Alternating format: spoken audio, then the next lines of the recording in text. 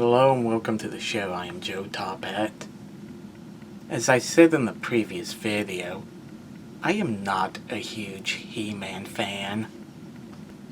I only saw a few episodes as a kid, as well as the live-action movie. I've always been more into Ghostbusters and Teenage Mutant Ninja Turtles. Since then, I've watched more episodes from the original series, as well as the 2002 reboot. Both are fun to watch, and I can see why so many people love He-Man. When the announcement came that Kevin Smith was making a new series called Masters of the Universe Revelations, I was pretty intrigued. The trailer looked promising, so it has to be good, right? Well, I think you guys know the answer to that after seeing the title of this video.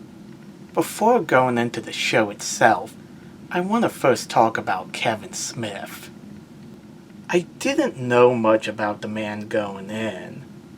I was aware that he made some movies and wrote some comic books, but that's about it. It was reported at first that he was a He-Man fan. Honestly, that's all I cared about. Smith promised that the show would be a huge tribute to fans. The first trailers seemed to deliver that. Then the news came that Kevin Smith lied. It turns out he hated the original show. The problem seems to be in the fact that he was a teen when it first came out, so he was past the age demographic the show was aimed at. It's okay to not be a fan of something, in this case He-Man. It's not okay to lie to your audience that you are a fan when you're put in charge of rebooting a beloved cartoon. Then news came out that the reboot was going to focus on Teela rather than He-Man, even though He-Man is the one everyone wants to see. Kevin Smith claimed that this wasn't going to be the case, but the show was basically about Teela. Once again, fans were lied to. I didn't have an opinion on Kevin Smith going into the show. Now I think he's a lying jackass. Now to review the show itself.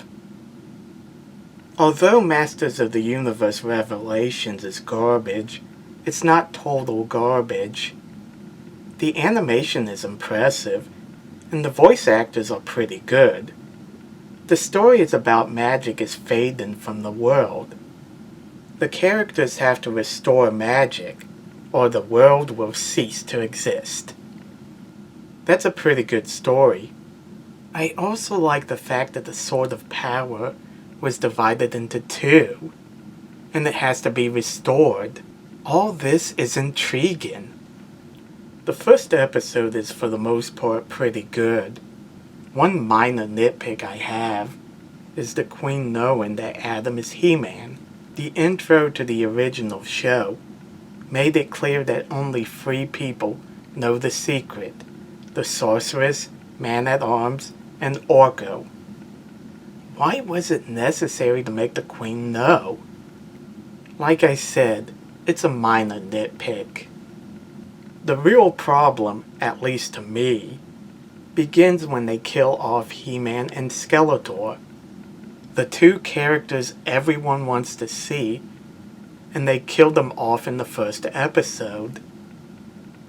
When the King learns about Adam's death and that he's He-Man and Man-at-Arms knew, he banishes him. The critical drinker thought the King was being too harsh, since Man-at-Arms was just respecting his prince's orders. Other people seem to have a problem with the way the King dealt with this. To be honest, I don't have a problem with his reaction. Now, I'm not saying Man-at-Arms did anything wrong, nor do I think he deserved to be banished. Let's look at it from the King's perspective. He just lost his son, and he learned a big secret about him. Man-at-Arms is someone he trusts, and the king finds out he knew the whole time. Not only is he grieving over the loss of his son, he feels betrayed by someone he trusts. I repeat, Man-at-Arms did nothing wrong. But losing a child is the worst thing any parent can go through. So of course, his reaction would be irrational. The bigger problem is how Teela reacted. She was mad that nobody told her Adam is He-Man, and decides to quit her job and leaves because she had been lied to her whole life. What are you whining about, Teela? The king didn't know either. Also, shouldn't you show empathy towards the king and queen who just lost their son? And not focus on the fact that you, like the king, didn't know Adam was He-Man?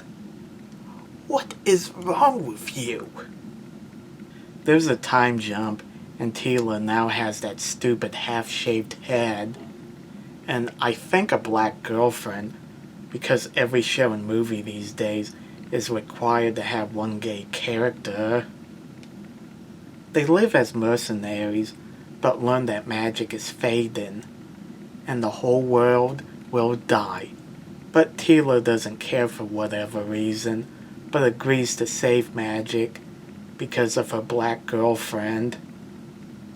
They team up with Evil Lyn, who for some reason is now working for the Sorceress, and Beastman and Orko. Evil Lyn slowly forms a bond with Orko, but they kill him off because in Kevin Smith's eyes, nobody likes Orko. Orko is one of my favorite characters in the original series, you lying piece of shit.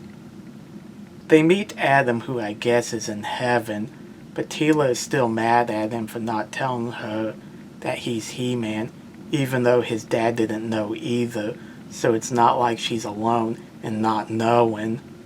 Plus, Adam sacrificed himself to save the universe. Show a little gratitude. Anyway, he comes back to life.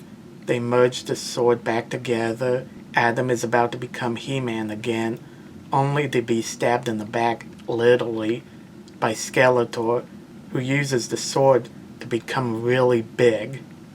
There are 3 reasons why reboots get a bad rep these days. 1. They're full of woke garbage. 2. Shameless cash grabs made by people who didn't even respect the original show and its fan base. And 3. Failing to understand what made the original so beloved in the first place. Masters of the Universe Revelations covers all 3 reasons, and they added another reason to hate reboots. The fans were lied to. That is the worst thing anyone can do to their fans.